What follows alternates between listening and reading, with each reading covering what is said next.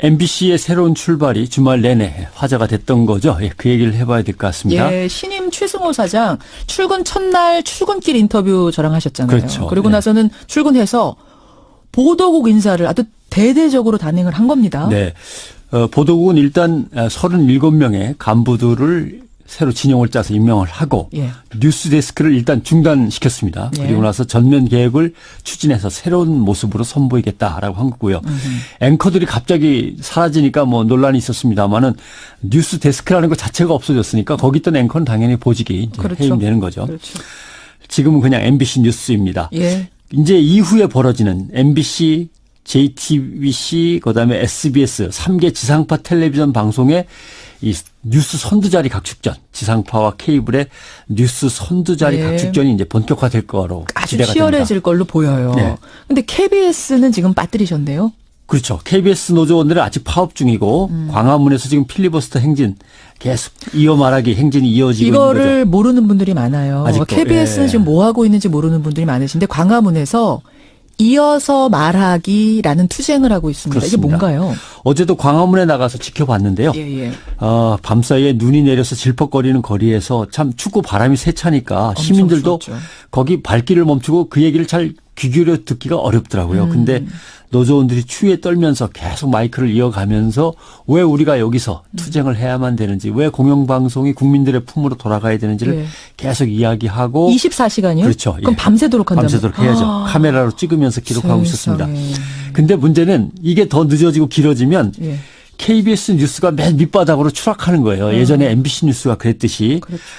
최저 시청률 시대를 맞이하게 된다라고 하는 이제 위기감이 있는 건데 예. 글쎄요. 공영방송 KBS를 사랑한다면 그 이사진들은 스스로 뭐 물러날 사람 빨리 물러나고 정리될 사람은 정리가 되고 했으면 좋겠는데 참 어렵습니다. 하여튼 KBS의 그 노조원들 보면 마음이 많이 아픈데 지금 MBC를 시작으로 공영방송 적폐청사는 일단은 본 궤도에는 올라선 겁니다. 그렇죠. YTN에서 먼저 경영진이 물러나고 신임 사장이 임명이 됐습니다마는 새 시대 민주언론에 과연 적합한 인물이냐 내부에서 저항이 강하죠. 그렇더라고요. 그래서 MBC가 결국 새 사장을 맞이하고 경영진 방송 제작 요원들 노조 이사회까지 하나의 흐름을 타고 있어서 MBC가 방송계 적폐청산의 시발점이다 이렇게 봐야겠죠. 언론계 적폐청산의 이 과정 흐름 속에서 제일 눈여겨봐야 할 점, 변상욱 대기자가 꼽는 포인트, 핵심 포인트 뭡니까? 첫째는 저는 국정원이라고 봅니다. 국정원이요? 국가정보기구, 중앙정보부 안기부 국정원 또는 군정보기구, 보안사 기무사 예.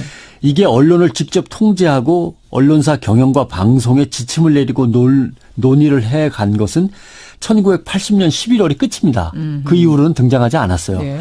근데 그때는 계엄령이었습니다. 그렇지 않습니까? 그렇죠. 예. 전두환 신군부가 계엄령을 발동한 상황에서 언론인들을 강제시키고 언론사들을 강제로 통폐합하고 했던 그때가 끝이고 그 다음 1981년부터는 예. 문화공보부 국정홍보조정실이 이 역할을 맡았고 그건 당연히 청와대 정무수석실이 지휘를 했던 겁니다. 그렇죠. 중앙정보부가 왜 이때 안 하고 보안사가 했냐면 중앙정보부는 당연히 중앙정보부장이 대통령을 권총으로 쏴서 김재규. 시해했었으니까. 예. 그러니까 지금 폭로되고 있는 이명박 정권 하에서 국정원이 공영방송을 통제하다 못해 블랙리스트까지 만들었다는 건 대한민국의 민주주의와 자유언론이 한 30년 정도 후퇴했다. 국가정보기구가 통제한 그 상황으로 간 거죠. 1980년대로 돌아갔다. 그렇죠. 예. 김대중 노무현 정권을 거치면서 또 나름대로 이것이 그나마 사그러들고 이제 끝난 걸로 알았습니다마는 예. 다시 이제 부활한 거죠. 그러니까 결국 공영방송의 국정원이라고 하는 국가정보기가 개입한 것은 이 땅의 민주주의가 한 30년을 후퇴한 거다. 이제 이렇게 볼 수 있는 거고요. 그러네. 또 하나는 그러면 김대중 대통령, 노무현 대통령 10년을 거치면서 다 끝났다고 하는데 왜 갑자기 또 등장한 것이냐라고 하는 부분은 이것은 그동안의 기득권 세력과 보수 우익 정당이 뉴라이트라고 하는 새로운 지배 이데올로기를 가지고 정권을 다시 찾아오기 위해서 몸부림치면서 그것들이 준비되어 있다가 이제 등장한 거다 이렇게 볼 수 있는 거죠. 저는 어떻게 그토록 갑작스럽게 너무도 빨리 30년이나 뒷걸음칠 수 있었던 건지 그게 사실 놀라워요. 박정희 정권 때는 유신 기자라는 게 있었어요. 유신 기자요? 예, 그러니까 공화당에 있다가 너 내일부터 KBS 가서 부장해라 그러면 가는 거예요. 예, 뭐 정치권에서 떨어져. 이런 사람들은 자랑스럽게 명찰을 달고 다녔어요. 내가 이래봬도 위에서 돌봐주시는 분이야. 나 유신 기자야. 예. 전두환 때는 어용 기자라고 불렀습니다. 예. 용비어천가를 지어서 불렀다 그래가지고 그렇죠. 설날 추석 때 이제 대통령하고 고위 정치꾼들에게 가서 절하고 용돈 받아오던 시절입니다. 이 사람들도 자기가 자랑하면서 좀 지냈어요. 김영삼 정권에서는 유명한 YS 언론장 학생, 그렇죠. 예. 김 대통령을 지지하면서 정보를 갖다 빼내주거나 자문을 해주는 사람들. 예. DJ 때는 기억하실지 모르겠습니다만 위스키 앤 캐시라고. 그건 뭐예요? 위스키는 술 마시는 거고 캐시는 돈 봉투 이렇게.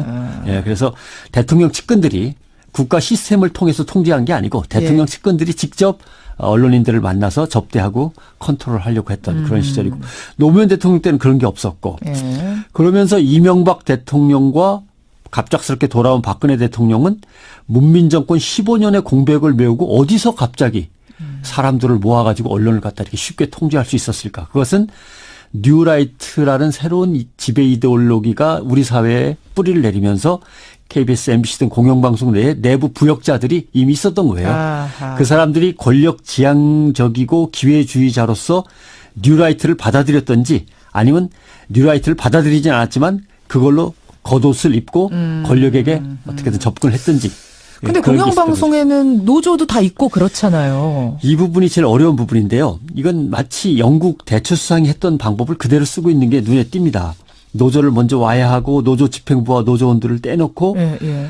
노조원들을 교육훈련 시킨다 그러면서 분산시키고 다른 곳으로 옮겨놓고 잡아가두거나 아니면 민사 손해배상 소송을 걸거나. 그러니까 묶어놓고 예. 노조를. 그러니까 MBC, KBS도 보면 1노조, 2노조, 3노조가 그래서 생긴 거죠. 예. 그다음에 교육발령이라고. 왜냐하면 징계하거나 강제직하면 몇 명만 해당되지만 그렇죠. 교육발령으로 쫙 흐트러 놓으면은 수백 명을 한꺼번에 흐트러 놓을 수 있거든요. 힘을 빼놓는. 예. 비제작 부서로 기자, PD, 아나운서를 옮겨놓거나. 예. 또 MBC 노조도 지금 191억인가 아마 있을 겁니다. 손해배상 소송 걸렸어요. 손해배상 소송을 걸어놓고. 이렇게 해서 꼼꼼하고 촘촘한 압박 때문에 이 노조가 힘을 못 썼던 건데 과연 이것을 그 경영진이 기획을 했을까? 노조, 기자협회, PD협회, 아나운서협회를 갖다 이렇게 꼼꼼하게 얽어매는 이 작업을 과연 누가 했느냐? 그 권력 집단이 혹시 배후 조정한 것은 아니냐? 이게 이제 지금부터 또 들어가서 서류들을 뒤지고 관련자들을 뭐 조사해서 예. 그 배우는 진짜 누구였는가를 밝힐 필요도 있는 거죠. 그래요. 지금 한 분이 문자 주셨는데 광화문을 지나가다가 누가 이렇게 마이크 잡고 얘기하길래 6017님이시군요. 뭐 하는 거지 하고 그냥 지나가셨대요. 근데 알고 보니 그게 KBS, 네, KBS 직원들이 이어 말하기 대회 하고 있는 거군요 하면서 격려의 박수 보내주셨습니다. 귀 기울여 듣기가 어렵더라고요. 근데 노조원들이 추위에 떨면서 계속 마이크를 이어가면서 왜 우리가 여기서 투쟁을 해야만 되는지, 왜 공영방송이 국민들의 품으로 돌아가야 되는지를 네.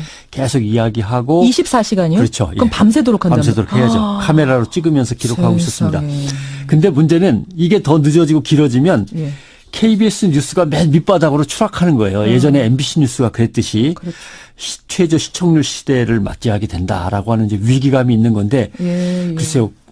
공영방송 KBS를 사랑한다면 그 이사진들은 스스로 뭐 물러날 사람 빨리 물러나고 정리될 사람은 정리가 되고 했으면 좋겠는데 참 어렵습니다. KBS의 그 노조원들 보면 마음이 많이 아픈데 지금 MBC를 시작으로 공영방송 적폐청사는 일단은 본 궤도에는 올라선 겁니다. 그렇죠. YTN에서 먼저 경영진이 물러나고 신임 사장이 임명이 됐습니다마는 새 시대 민주언론에 과연 적합한 인물이냐. 내부에서 저항이 강하죠. 그렇더라고요. 그래서 MBC가 결국 새 사장을 맞이하고 경영진, 방송 제작 요원들, 노조, 이사회까지 하나의 흐름을 타고 있어서 MBC가 방송계 적폐청산의 시발점이다 이렇게 봐야겠죠. 언론계 적폐청산의 이 과정 흐름 속에서 제일 눈여겨봐야 할 점, 변상욱 대기자가 꼽는 포인트, 핵심 포인트 뭡니까? 첫째는 저는 국정원이라고 봅니다. 국정원이요? 국가정보기구, 중앙정보부, 안기부, 국정원 또는 군정보기구, 보안사, 기무사. 예. 이게 언론을 직접 통제하고 언론사 경영과 방송에 지침을 내리고 논의를 해간 것은 1980년 11월이 끝입니다. 그 이후로는 등장하지 않았어요. 예. 근데 그때는 계엄령이었습니다. 그렇지 않습니까? 그렇죠. 예. 전두환 신군부가 계엄령을 발동한 상황에서 언론인들을 강제시키고 언론사들을 강제로 통폐합하고 했던 그때가 끝이고 그 다음 1981년부터는 예.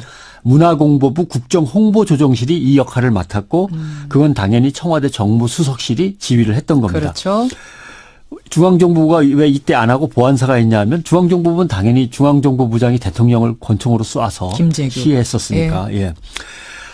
그러니까 지금 폭로되고 있는 이명박 정권 하에서 국정원이 공영방송을 통제하다 못해 블랙리스트까지 만들었다는 건 대한민국의 민주주의와 자유언론이 한 30년 정도 후퇴했다.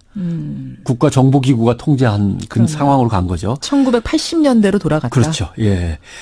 김대중 노무현 정권을 거치면서 또 나름대로 이것이 그나마 사그러들고 이제는 끝난 걸로 알았습니다마는 예. 다시 이제 부활한 거죠. 그러니까 결국 공영방송의 국정원이라고 하는 국가정보기가 개입한 것은 이 땅의 민주주의가 한 30년을 후퇴한 거다. 이제 이렇게 볼 수 있는 거고요. 그러네. 또 하나는 그러면 김대중 대통령, 노무현 대통령 10년을 거치면서 다 끝났다고 하는데 왜 갑자기 또 등장한 것이냐라고 하는 부분은 이것은 그동안의 기득권 세력과 보수 우익 정당이 뉴라이트라고 하는 새로운 지배 이데올로기를 가지고 정권을 다시 찾아오기 위해서 몸부림치면서 그것들이 준비돼 있다가 이제 등장한 거다 이렇게 볼 수 있는 거죠. 저는 어떻게 그토록 갑작스럽게 너무도 빨리 30년이나 뒷걸음칠 수 있었던 건지 그게 사실 놀라워요. 박정희 정권 때는 유신 기자라는 게 있었어요. 유신 기자요? 예, 그러니까 공화당에 있다가 너 내일부터 KBS 가서 부장해라 그러면 가는 거예요. 예, 뭐 정치권에서 그런 거죠. 떨어져. 이런 사람들은 자랑스럽게 명찰을 달고 다녔어요. 내가 이래봬도 위에서 돌봐주시는 분이야. 나 유신 기자야. 하고. 전두환 때는 어용 기자라고 불렀습니다. 예. 용비어천가를 지어서 불렀다 그래가지고 그렇죠. 설날 추석 때 이제 대통령하고 고위 정치꾼들에게 가서 절하고 용돈 받아오던 시절입니다. 이 사람들도 자기가 자랑하면서 좀 지냈어요. 김영삼 정권에서는 유명한 YS 언론장 학생, 그렇죠. 김 대통령을 지지하면서 정보를 갖다 빼내주거나 자문을 해주는 사람들. 예. DJ 때는 기억하실지 모르겠습니다만 위스키 앤 캐시라고. 그건 뭐예요? 위스키는 술 마시는 거고 캐시는 돈 봉투 이렇게. 예, 그래서 대통령 측근들이 국가 시스템을 통해서 통제한 게 아니고 대통령 측근들이 직접 언론인들을 만나서 접대하고 컨트롤하려고 했던 그런 시절이고 노무현 대통령 때는 그런 게 없었고 예. 그러면서 이명박 대통령과 갑작스럽게 돌아온 박근혜 대통령은 문민정권 15년의 공백을 메우고 어디서 갑자기 사람들을 모아가지고 언론을 갖다 이렇게 쉽게 통제할 수 있었을까? 그것은 뉴라이트라는 새로운 지배 이데올로기가 우리 사회에 뿌리를 내리면서 KBS, MBC 등 공영방송 내에 내부 부역자들이 이미 있었던 거예요. 아하. 그 사람들이 권력 지향적이고 기회주의자로서 뉴라이트를 받아들였던지 아니면 뉴라이트를 받아들이진 않았지만 그걸로 겉옷을 입고 권력에게 어떻게든 접근을 했던지. 근데 그런 게 있었던 거죠. 공영방송에는 노조도 다 있고 그렇잖아요. 이 부분이 제일 어려운 부분인데요. 이건 마치 영국 대처수상이 했던 방법을 그대로 쓰고 있는 게 눈에 띕니다. 노조를 먼저 와야하고 노조 집행부와 노조원들을 떼놓고 예. 노조원들을 교육 훈련시킨다 그러면서 분산시키고 다른 곳으로 옮겨놓고 잡아가두거나 아니면 민사 손해배상 소송을 걸거나. 묶어놓고 노조를. 그러니까 MBC, KBS도 보면 1노조, 2노조, 3노조가 그래서 생긴 거죠. 예. 그다음에 교육발령이라고. 왜냐하면 징계하거나 강제직하면 몇 명만 해당되지만 그렇죠. 교육발령으로 쫙 흐트러 놓으면은 수백 명을 한꺼번에 흐트러 놓을 수 있거든요. 힘을 빼놓는. 예. 비제작 부서로 기자, PD, 아나운서로 옮겨놓거나. 예. 또 MBC 노조도 지금 191억인가 아마 있을 겁니다. 손해배상 소송 걸렸어요. 손해배상 소송을 걸어놓고. 이렇게 해서 꼼꼼하고 촘촘한 압박 때문에 이 노조가 힘을 못 썼던 건데 과연 이것을 그 경영진이 기획을 했을까? 노조, 기자협회, PD협회, 아나운서협회를 갖다 이렇게 꼼꼼하게 얽어매는 이 작업을 과연 누가 했느냐? 그 권력 집단이 혹시 배후 조정한 것은 아니냐? 이게 이제 지금부터 또 들어가서 서류들을 뒤지고 관련자들을 뭐 조사해서 예. 그 배우는 진짜 누구였는가를 밝힐 필요도 있는 거죠. 그래요. 지금 한 분이 문자 주셨는데 광화문을 지나가다가 누가 이렇게 마이크 잡고 얘기하길래 6017님이시군요. 뭐 하는 거지 하고 그냥 지나가셨대요. 근데 알고 보니 그게 KBS, KBS 직원들이 직원들이. 이어 말하기 대회 하고 있는 거군요 하면서 격려의 박수 보내주셨어요.